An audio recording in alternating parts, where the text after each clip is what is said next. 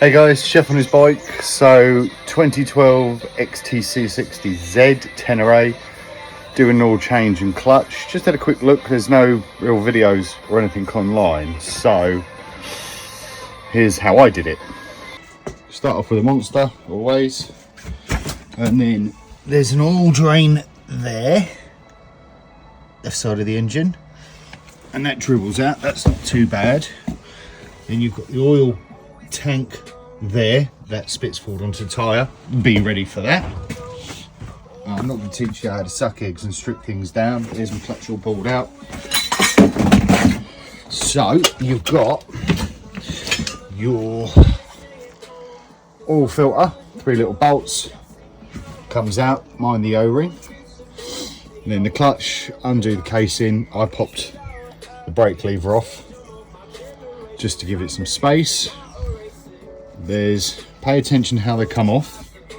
So you've got a thrust washer in there, which is just a steel spring, but it is actually conical and curved. I don't know if you can see it, it's actually curved, so it's pushing. The idea is it goes back in so that it's cupped out. And then it will be a thin, smaller clutch plate first. Disc, clutch, disc, clutch, disc, clutch, disc. Now, there's a lot of talk about how and what to do, so I'm soaking all the brand new clutch plates. They've probably been soaking for about an hour in fresh engine oil because the friction material needs to absorb. So leave it as long as you want. Minimum, I'd say 30 minutes to an hour. And then I'll start putting it back together for you. Okay, so checks. Small amount of end float, that's normal, just in and out. Up and down, left and right, general 360 shouldn't go anywhere. Clutch basket itself, the edges in here where the clutch plate sits, these little edges, they can wear because they're constantly banging around. So just check they're all smooth, there's no big knurls, so I don't need a clutch basket. So thrust washer in. Then the thinner one, just drain these off. You see this one's a lot thinner. That will always be the first one, and it doesn't matter which way they go in. There are notches here which just help balance. They don't really do much. I do like to line them all up though. One of those in, then a plate, then one of those, then a plate. Plates should all be, you don't really need to replace very often. The plates are basically smooth. Discoloration on them can be fine. What you're checking is that all the teeth are good and there's no actual wear in there like ridges and stuff. So as long as that's good, you're good. So thin one first, plate, fat one plate, fat one plate, fat one plate, fat one plate. Okay, so I was just talking about the plates. So this plate, you can also see this silver ring. That is a tiny wear, you can feel it with your nail, it's very minor. But that is where the first cupped thrush washer has been pressing. Now I did have clutch slippage down to weak springs, which is why I've done that. So these are sacrificial, I would replace that. Okay, all plates and everything in, all surfaces cleaned up. So now you've got, now this sits loose, make sure it's in there, make sure the bearing's okay, no notches, no roughness. That will just sit on in any direction, slots over beautifully. So the last one you'll have will be a plate, a clutch friction plate, because the metal surface is the back of this. Now, I think this had standard springs in it. For the extra couple of quid, always upgrade to heavy duty. Personal preference, but if you don't do it, you're wrong. Simple as that. When you fit the springs, doesn't matter which way to go, but try and fit the nut, make sure they're flush. You see how the spring's sticking out there? Try and make sure it's just flush so the whole spring's covered. Just pop 5 of these in and go fucking easy on these lads. Steel bolts, aluminium plates, aluminium threads, torque settings 10 Newton meters, and even that is pushing the bucket, I think. Just get them all started loosely. That's what we want, nice bit of friction on them all. Just pushing the springs so they all line up.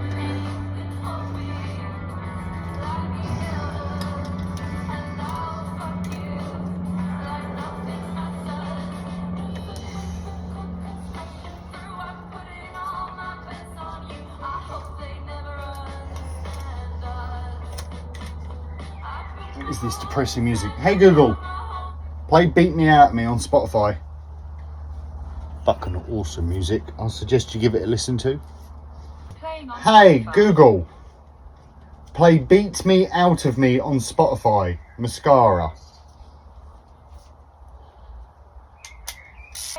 Hey Google, just shut the fuck up. How about that? 10 Newton meters. Gentle. Watch me fuck this on video.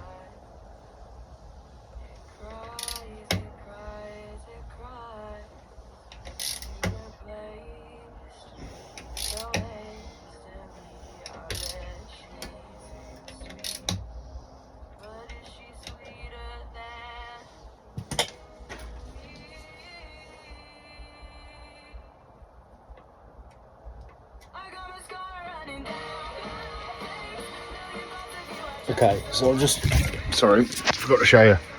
So if you just look at the springs, you can see some are out, like this one. It's quite out, it's very one-sided. So just little screwdriver, just gently pry it down and in so it's sat flush. They should sort of self-align anyway. Gentle, remember this is all aluminium, and this one.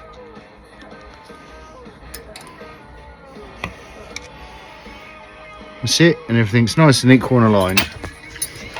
Okay, try and do this from memory now. So the notch is cut out, flush and pointing to the rear, and they line up in there with these. Now on the top of this, there's a spring under here,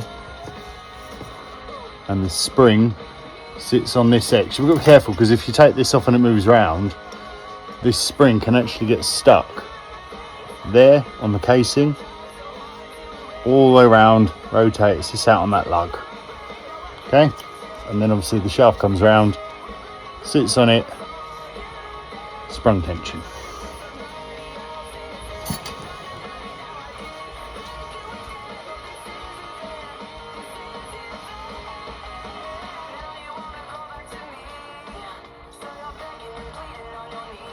And the shaft is going to go inside.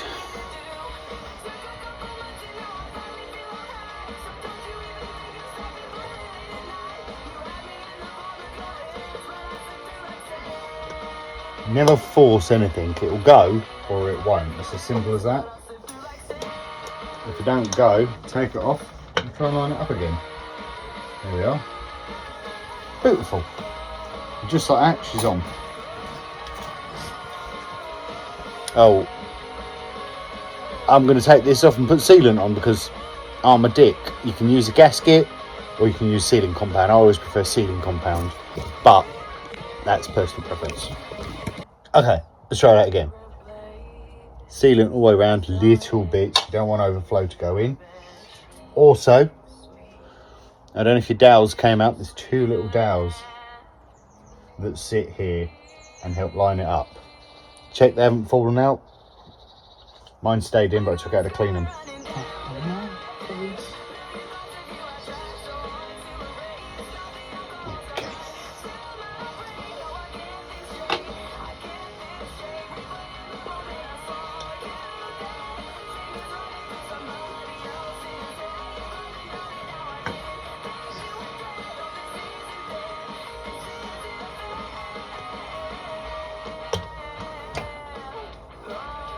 And that It's beautiful. Bosh. And the job is done. Make my bolts. Get them on before the sealant and everything dries out.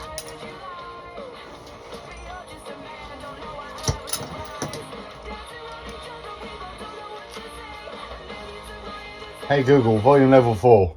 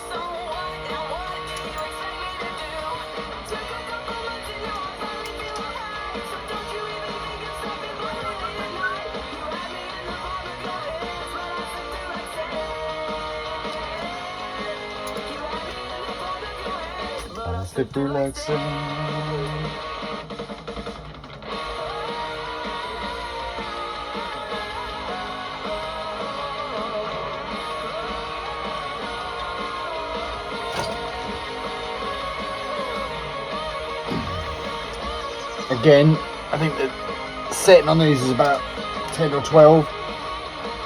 I like to use a little T-bar, I don't have a torque wrench small enough. Little T-bar, hold it as tight as you can, don't leave leverage.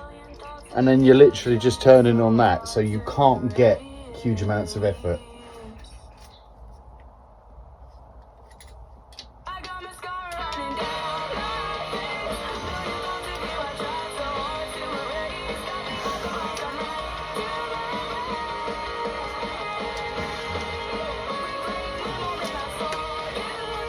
You just go around, you feel they're all the same tightness.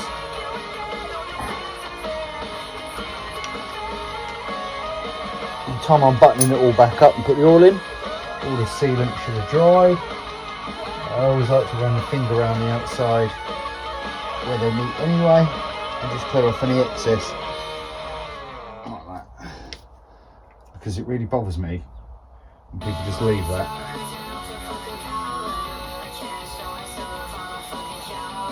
Loads of sealant left over, and I used the smallest amount because you don't want overflow in there as well, because that gets all clogged up and stuff. I'm running around your engine.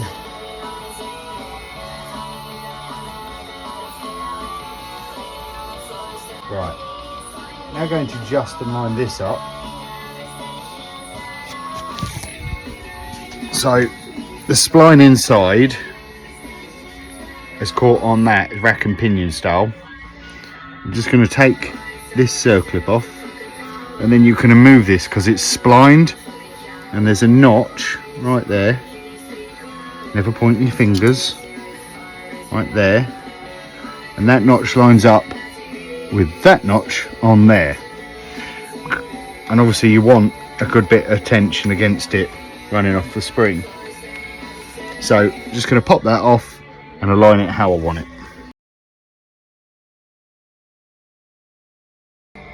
So one finger underneath, push the spring up out of the way, and just align it so those two notches are lined up.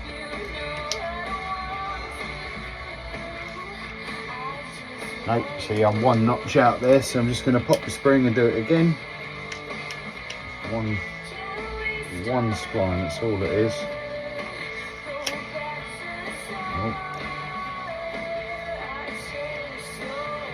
Little fiddly, but that's how it should be. Oh, perfecto. Okay. So, with it rested, notch to notch, and that is all the way back, but is under spring tension. So I'll push it all the way up, but it lines back up. That's it at rest. So that'll be clutch release, pressing against the springs, pushing that little inner basket in, pulling everything against it. So that is perfect alignment. So I'm going to pop the tops back on. There's a little wash from the little split pit, circlip. Then I'm going to reconnect the clutch, and then I'll show you how to adjust that properly. Bored? Me too. Okay, so you just pop your cable back in, bend the little tab over. That's you locked, right? And she's loose. You want her to be free play. She's got loads. Now, everybody's different. With me, this threaded bar, I like to make sure it's about halfway, so you've got adjustment later on. So I'll pull it up a bit. Sorry, it's a bit difficult to do and film. Right. So there's a bit of play there. Okay, but I've not got any tension on it at all. And again, we'll just do this loosey-goosey to get it started. And then you've got adjustment up here. Now I've got, this is for stunt riding, but all it does is it makes everything a lot looser. And as you'll see, it's got loads of play there. I mean, that's not even pulling really. But I set everything about halfway so I can adjust further. So you back this out to tighten it, and as I do it, you'll see, so that's me backing it out, you see the cable and lever physically moving. So again, loads of play. So I've got adjustment here, here and here.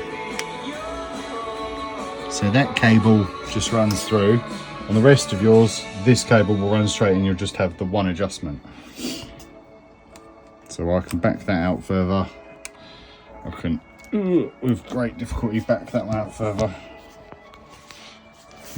Yeah, so I'm going to put the phone down, I'm going to play with my adjustment and I'll show you after.